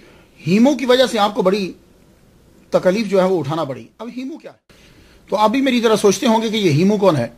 یہ اصل میں ایک ہندو تاجر تھا. یہ اپنی تجارت میں بڑھتا بڑھتا بڑھتا اس نے اسلام شاہ کے دربار تک رسائی حاصل کر لی, لیکن اسلام شاہ کے دربار میں اس کو اس سے زیادہ کوئی بینیفٹ نہ ملا. ویسے بھی اسلام شاہ جو ہے وہ آگرہ سے موو ہوا, تو اس کے بعد اس نے عادل شاہ کے دربار کے اندر رسائی حاصل کی. تو اتنا بڑا کہ عادل شاہ کا وزیر بن گیا, وزیر بھی بن گیا اور کمانڈر ان چیف بھی بن گیا. اور عادل خان کے مرنے کے بعد یہ کنگ بن گیا. ہندو بہت خوش ہوئے, بھائی ہونا بھی چاہیے تھا, کیونکہ ان کی قوم کا ایک آدمی بڑے عرصے کے بعد جو ہے وہ ہندوستان کے اوپر اتنی پاور کے ساتھ قابض ہوا ہے. اب ہیمو جدھر جاتا ہر چیز اڑاتا چلا جاتا. مسلمان آتے اس کے برابر میں, لیکن باوجود طاقت ہونے کے بعد پتہ نہیں کیا ہوتا کہ ہار جاتے. کوئی عجیب سا واقعہ ہو جاتا کہ وہ مسلمان ہار جاتے. ہیمو جو ہے اس نے ابراہیم کا پیچھا کیا, اس کی لڑائی اس کے ساتھ ہوئی. اپنا ٹائٹل اس نے ہیمو وکرمادتیہ رکھا, وکرمادتیہ. اور اتنا سخت تھا کہ دشمن کو چھوڑتا نہیں تھا. شروع میں نرمی بڑی تھی, لیکن جب کنگ بنا تو پھر سختی اختیار کر لی. اب جب اس کا ابراہیم کے ساتھ جو ہے وہ لڑائی ہوئی, مقابلہ ہوا, اب وہ بھاگا. اس نے بھاگ کر جا کر بیانہ کا قلعہ میں جا کر پناہ لے لی, قلعہ بند ہو گیا. 3 ماہ تک ہیمو نے اس کا محاصرہ کیا, 3 ماہ تک. اب جب محاصرہ کیا تو ارد گرد کے جتنے علاقے تھے سب پر لوٹ مار مچا دی, مکان لوگ لوٹ لیا گیا, سب چیز لوٹ لی گئی. اس کا اثر اتنا پڑا کہ یہ آگرہ, دہلی, سیکری, بیانہ, یہ علاقے جو ہیں یہ قحط کا شکار ہو گئے. اور اس قدر لوٹ مار اس کی فوج نے مچائی کہ منتخب التواریخ لکھنے والے جو ہیں ملا عبد القادر بدایونی, وہ کہتے ہیں کہ میرے ابا کی لائبریری تھی, وہ لائبریری ساری تباہ ہو گئی. اور کہاں جب پڑ گیا, اتنی بھوک لگی کہ لوگ جو ہیں وہ کیکر کے بیج کھانے لگ گئے. چمڑا جو ہوتا اس کو بھگو بھگو کے کھاتے, اس کی وجہ سے ان کا پیٹ پھول جاتا, مر جاتے. اور یہ ملا عبد القادر بن ملوک شاہ بدایونی منتخب التواریخ ان کا کہنا ہے, وہ کہتے ہیں کہ میں نے خود دیکھا ہے کہ آدمی آدمی کو کھاتے ہوئے, کچھ لوگ مل کر آدمی کو کھا لیتے, لیکن ان کی شکلیں جو ہیں وہ بعد میں چینج ہو گئی. ایک ایک گھر کے اندر 20-20 لاشیں جو ہیں وہ نکلتی. میں آپ کو ذرا بتا رہا ہوں کہ یہ آپ سیکری سے پھر کیوں روانہ ہوئے. اور خود عوام کا تو یہ عالم تھا کہ عوام بیچاری جو ہے وہ چمڑا بھگو بھگو کے جو ہے وہ استعمال کر رہی ہے, اور خود ہیمو کا دسترخوان بیچتا تھا. اب ایک جگہ تو میں پڑھتا ہوں کہ اس کے 500 ہاتھی تھے. اب آپ لوگ بہتر سمجھ سکتے ہو کہ اتنے ہاتھی ہیں, تو 500 ہاتھی لکھنے والے نے لکھا, اور ان کے لیے روزانہ گھی, شکر, اس کا جو ہے وہ, اور چاول, اس کا راتب بنتا ان کے لیے, اور ان کو کھلایا جاتا. اور ہیمو اپنا دسترخوان جو ہے وہ بچھا دیتا, دسترخوان بچھاتا, اس کے اوپر طرح طرح کے اتنے کھانے لگائے ہوتے, اور افغان پٹھانوں کو اس کے اوپر بٹھا کے کہتا کھاؤ. وہ سب لوگ جو ہیں وہ کھاتے, اور خود واچ کرتا. اور اگر کسی پٹھان کو دیکھتا کہ وہ چند لقمے لے رہا ہے یا اس نے تھوڑا کھایا ہے تو بہت بڑی گالیاں دیتا تھا. وہ کہتا تھا بڑے بڑے لقمے کھاؤ, آج اگر کم کھاؤ گے تو کل اپنے مغل دامادوں کے ساتھ کیسے لڑو گے. یہ حالت ہو گئی تھی افغان. تو اب اس نے کیا کیا کہ جو اسلام شاہ کے دوست تھے, ایک نفسیاتی سی بات ہے, جو اسلام شاہ کے دوست تھے, ظاہر ہے کہ یہ عادل شاہ کا وزیر اعظم تھا, تو جو اسلام شاہ کے دوست تھے ان کو اس نے طرح طرح سے تنگ کیا. تو ظاہر ہے کہ اسلام شاہ جو ہے وہ عقیدت رکھتا تھا, شیخ الہند شیخ سلیم چشتی رحمۃ اللہ علیہ سے بھی عقیدت رکھتا تھا. اب وہ قحط کا اثر خانقاہ میں بھی پڑا. وہاں جو طلباء رہتے تھے, جو صوفیاء جو رہتے تھے, رسد ان کی بند کر دی گئی, اور ویسے بھی چیز کہیں سے نہیں مل رہی. اب وہاں سے آپ کو حکم ہوا کہ آپ یہاں سے روانہ ہو کے مکہ پہنچیے. آپ کی فیملی تو وہیں رہی, آپ وہاں سے پیدل روانہ ہو گئے. آپ نے مکہ شریف جا کر مجاوری کی. 10 سال کا پھر ایک عرصہ ہے کہ جو آپ نے عرب اور عجم میں گزارا. لیکن یہ عرصہ جو ہے یہ آپ کا مجاوری میں گزرا. آپ حج کے موسم میں مکہ میں پہنچتے اور میلاد النبی کے موسم میں مدینہ میں پہنچتے. سرکار صلی اللہ علیہ وسلم کے در پر مجاوری کرتے, مکہ میں جا کے لوگوں کو جو ہے وہ پانی پلاتے, حج کے موسم کے اندر خدمت کرتے, اولیاء کرام سے آپ فیض لیتے, اور وہاں آپ کی عربی اور آپ کا علم یہ اتنا جو ہے لوگ متاثر ہوئے کہ لوگ جو ہے وہ آپ سے بات کرنے لگے. یہ تصوف نیا نہیں ہے, وہ بہت پرانا ہے. عرب کے اندر بھی لوگ صوفیاء کو اپناتے تھے. یہ تو میڈیا کا ٹرک اور کمال ہے نا, اور ہماری کم علمی. تصوف شروع سے ہے. تو اب لوگ جو ہیں ان کی بات کرنے لگے. شیخ سلیم چشتی رحمۃ اللہ علیہ کے بہت سے عربی بھی خلیفہ ہیں, انہوں نے بات کی, خلافت کی لی اور آگے فیض کو پھیلایا. جب ہم ان کے خلفاء کا نام پڑھتے ہیں اللہ اکبر جل شانہ تو ہمیں معلوم ہوتا ہے کہ عرب کے لوگ بھی جو ہیں وہ بھی آپ کی بات کرتے رہے. سید محمد مولا رحمۃ اللہ علیہ, شیخ محمود شامی رحمۃ اللہ علیہ, حضرت شیخ رجب علی رحمۃ اللہ علیہ, اسی طرح ہندوستان کے اندر آپ کے بڑے خلفاء ہیں. تو اللہ تعالیٰ نے آپ کو کشف عطا فرمایا تھا, اور میں نے آپ کو بتا چکا ہوں کہ جب آپ نے بات کی تو مرشد نے فرمایا جاؤ تم کلب سلیمان پڑھو, علیہ السلام پڑھو.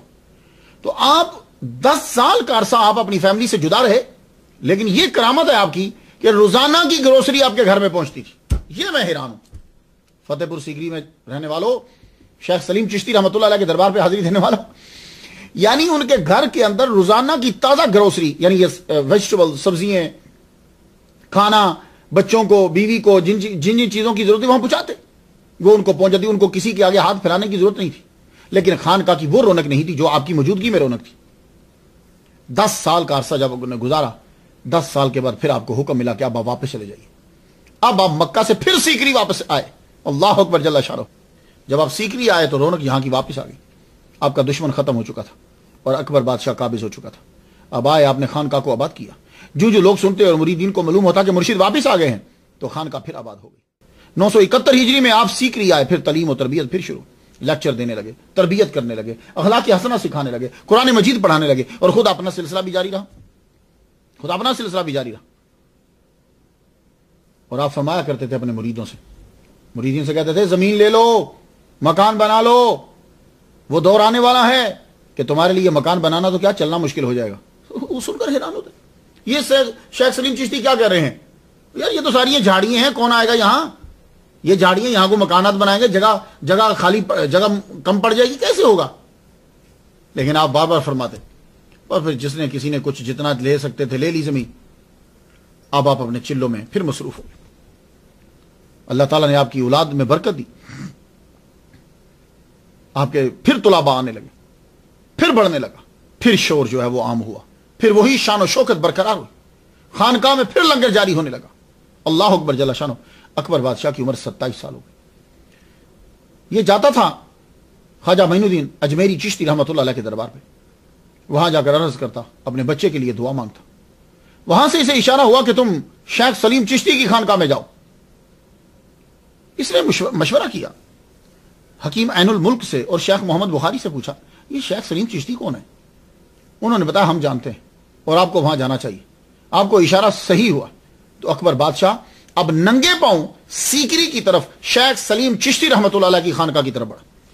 آپ اس وقت جہاں بیٹھتے تھے اس کے اوپر آپ نے ایک کمرہ بنایا ہوا تھا, اس کمرے میں آپ چلا کرتے تھے, یعنی سیکلوژن, جو مراقبہ وغیرہ کرنا ہوتا آپ وہیں جاتے تھے, وہ اوپر ہی تھا. بتایا گیا کہ اکبر بادشاہ آئے ہیں. ہم نے کہا اچھا ٹھیک ہے ہم آتے ہیں.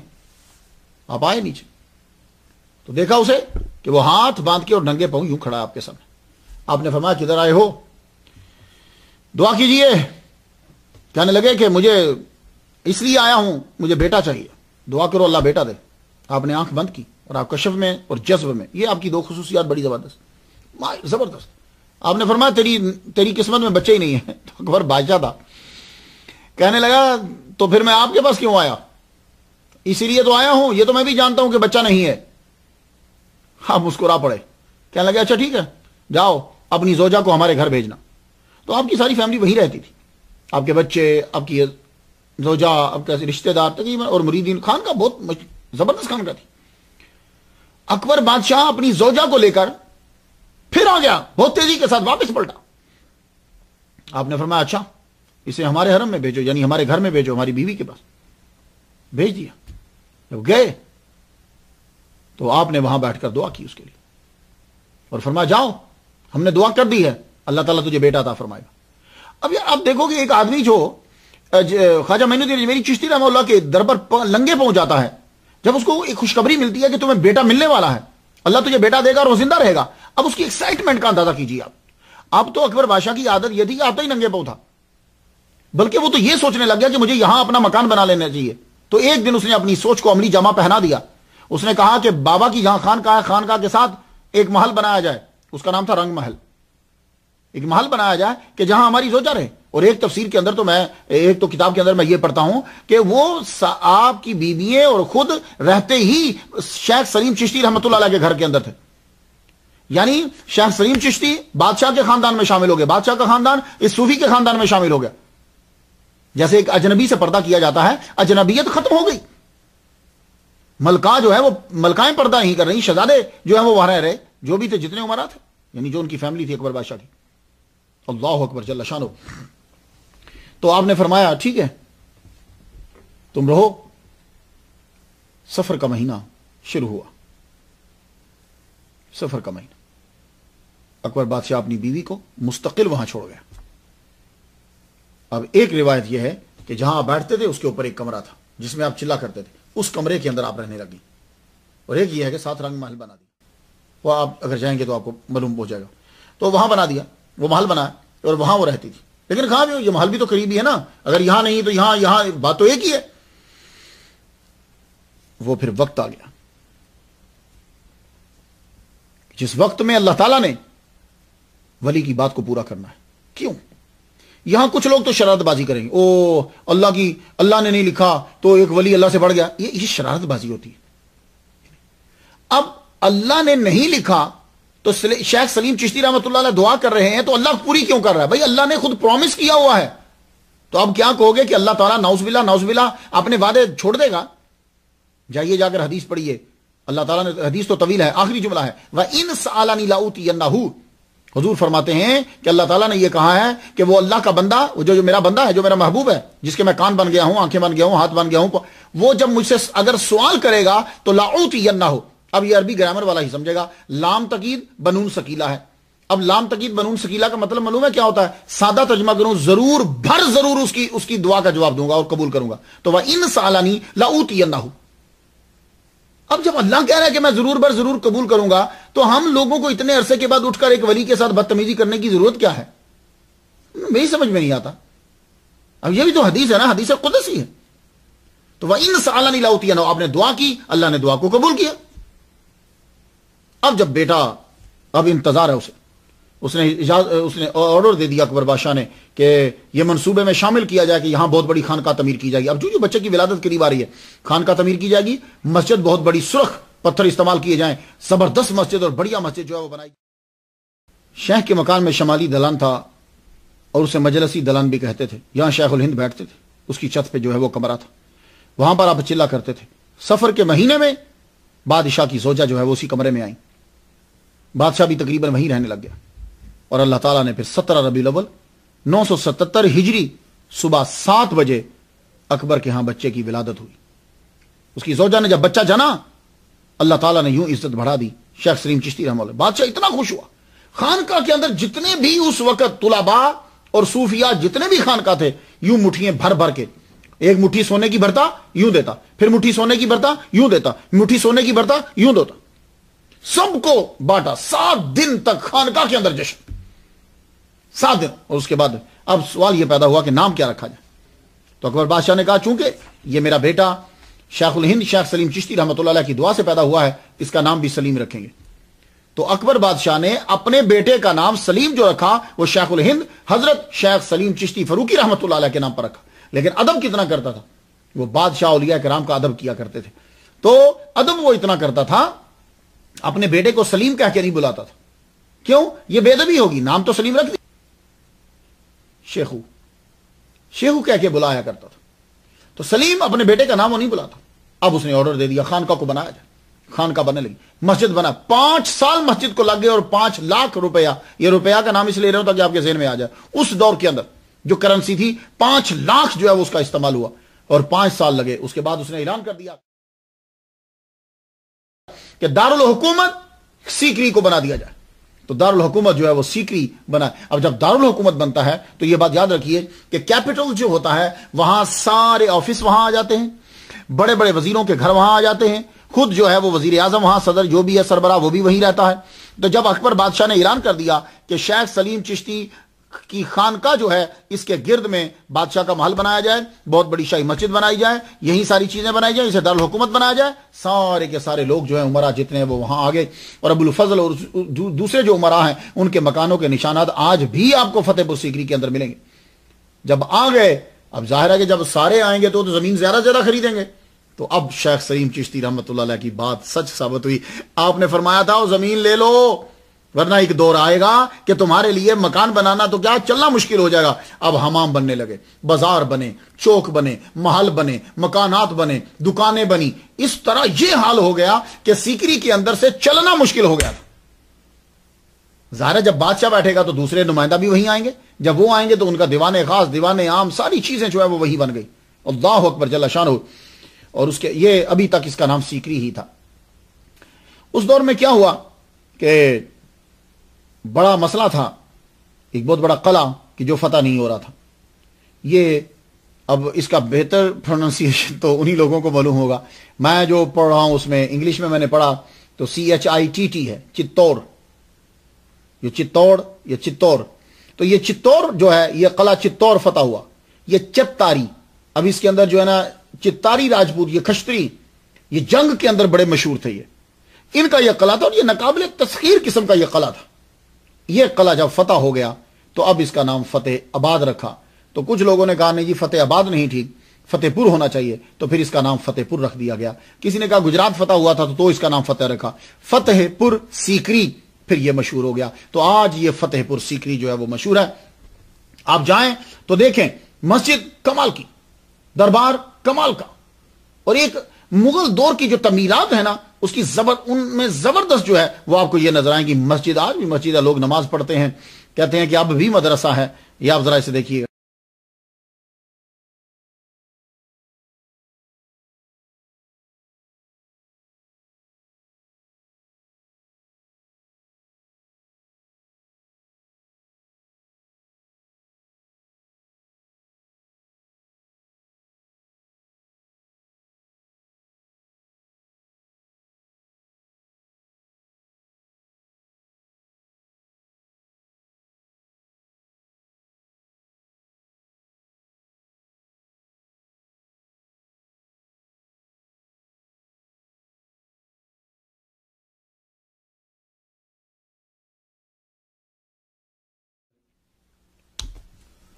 अकबर बादशाह ने बच्चों की परवरिश शेख सलीम चिश्ती रहमतुल्लाह अलैह की खानकाह में ही की, मगर शेख सलीम चिश्ती की रहन सहन में कोई फर्क नहीं आया। फतेहपुर सीकरी वालों, इंडिया वालों, देखो बादशाह इन वलियों के नौकर हैं लेकिन इनके रहन सहन में कोई फर्क नहीं आ रहा। वही मलमल का कपड़ा, वही कभी तरबूज किए थोड़ा सा हिस्सा जो है वो खा लेना, वो ठंडे पानी से वुजू करना, ठंडे पानी से ही रोज नहाना और चिल्ले करने इबादत। कशफ तो अल्लाह ताला ने आपको इतना अता फरमा दिया। देखो जब ये दिल साफ हो जाता है ना, इसके अंदर कोई चीज नहीं रहती, कोई बुग़्ज़, लालच, हसद, कीना, दुश्मनी, किसी से कुछ नहीं है। तुम्हें चीजें नजर आने लग जाती, चीजें नजर आने लग जाती हैं तुम्हें। ये मैं बात आपको बताऊं, चीजें वाज़ेह हो जाती हैं। फिर तो यही हाल था शेख सलीम चिश्ती रहमतुल्लाह अलैह का। आपको नजर आ जाता, इवन कि आपको यह पता चल जाता था कि बंदा ख्वाब क्या देख रहा है। आप जब अपनी चिल्लागाह से आते थे, ये औलिया किराम नमाजें नहीं छोड़ते। हाँ, ये जो बंदा नमाजें ना पढ़ता उसके पीछे मत लगा करो, सबसे पहली निशाना नमाज होती है। वो नमाज ही नहीं पढ़ रहा तो आप उसके पीछे लगे हुए ना। हमारे यहां वली कामिल वो होता है जो कुरान और हदीस का आलिम होता है और फिर कुरान और हदीस का आमिल होता है। आलिम होता है और आमिल होता है, यह बात याद रखिएगा। तो आप जब जा रहे हैं नमाज पढ़ने के लिए, फजर की नमाज का वक्त है, गए तो खानका के अंदर आपको मालूम है कि तुलाबा सूफिया सोए होते थे। तो आप जरा जल्दी उठे, तो जब जाने लगे तो रास्ते में देखा कि एक सूफी जो है वो लेटा हुआ है। तो आप उसके सर पे खड़े होकर उसको उठाया, उठो। और जब उठा तो फरमाने लगे फकीरों के लिए अच्छा नहीं है लड़ना, फकीरों के लिए लड़ना अच्छा नहीं है। तो वो समझ गए क्योंकि वो ख्वाब के अंदर किसी से लड़ रहे थे। तो शेख सलीम चिश्ती रहमतुल्लाह अलैह को यह भी पता चल गया ये बंदा ख्वाब में किसी से लड़ रहा। ये होता है वलियों का मकाम, अल्लाह अकबर जल्ल शानो। तो अब जिसने दुनिया में आना है उसने आखिर जाना भी है। आप रमजानुल मुबारक में इत्काफ बैठा करते थे, ये भी नबी की सुन्नत। देखा आपने हमारे वली किस तरह नबी की सुन्नत पर अमल करते हैं। تو شیخ سلیم چشتی رحمۃ اللہ علیہ رمضان المبارک کے اندر آپ اعتکاف بیٹھ جا کرتے تھے. 29 رمضان المبارک 979، بعض نے 980 بھی بیان کیا ہے. اب دیکھیے تاریخوں کے اندر چونکہ یقینی طور پر نہیں ہے، اس لیے آپ سے میں معذرت چاہتا ہوں. 980 یا 979، بعض اوقات ایسا ہوتا ہے کہ 1-2 مہینے کے فرق کی وجہ سے سن میں بھی فرق آ جاتا ہے. 29 رمضان المبارک کو آپ دنیا سے رخصت ہو گئے، اور آپ نے اپنے قبر کے لیے پہلے سے ہی جگہ مختص کر دی تھی، اور وہ جگہ آپ کی اپنی تھی، اور آپ نے لوگوں کو بتا دیا تھا کہ میری قبر یہاں بنانی ہے. تو انہوں نے قبر ہی بتایا، یہ نہیں بتایا تھا کہ یہاں بیٹھ کر قرآن پاک پڑھا جائے گا یا یہاں یہ اس لیے نہ، آپ نے فرمایا تھا یہاں میں نے فوت ہونا ہے، تو پہلے ہی بتا دیا، کوئی اور جگہ نہیں بتائی. اور پھر اپنے پیسوں سے وہ زمین لی، وہ آپ کے اپنے پیسوں کی تھی، تو وہاں لوگوں نے آپ کو وہیں جو ہے وہ دفنا دیا. جنازہ ہوا، دربار کے اندر بھی فاتحہ پڑھی. بادشاہ اور عمرا سب کے سب جو ہیں ان کی آنکھیں نم تھی. شیخ سلیم چشتی رحمۃ اللہ علیہ دنیا سے جو ہے وہ چلے گئے. اللہ اکبر جل شانہ. شاہی خاندان کا ہر فرد جو ہے وہ افسردہ تھا. بادشاہ کے حکم سے خانقاہ اور دربار، مسجد، مدرسہ زبردست جو ہے وہ بنایا گیا. آج بھی اگر آپ دربار میں حاضری دیں تو آپ کو معلوم ہو، اللہ اکبر جل شانہ. لیکن ایک بات میں آپ کو بتاتا جاؤں، اکبر کا دربار ختم ہو گیا. اکبر کا دربار ختم ہو گیا، لیکن ولی کامل کا دربار آج بھی موجود ہے. بادشاہوں نے بھی حاضری دی ہے، علماء بھی حاضری دیتے ہیں. ابھی حال ہی میں کچھ عرصہ پہلے ہشام کبانی وہاں گئے ہوئے تھے، میں حیران ہو گیا ان کو دیکھ کے.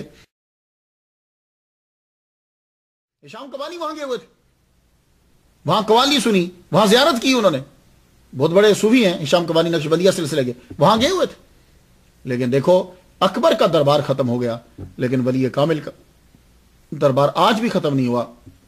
اکبر کے دربار میں بندے نظر نہیں آئیں گے، لیکن شیخ سلیم چشتی رحمۃ اللہ کے دربار میں آج بھی بندے نظر آئیں گے.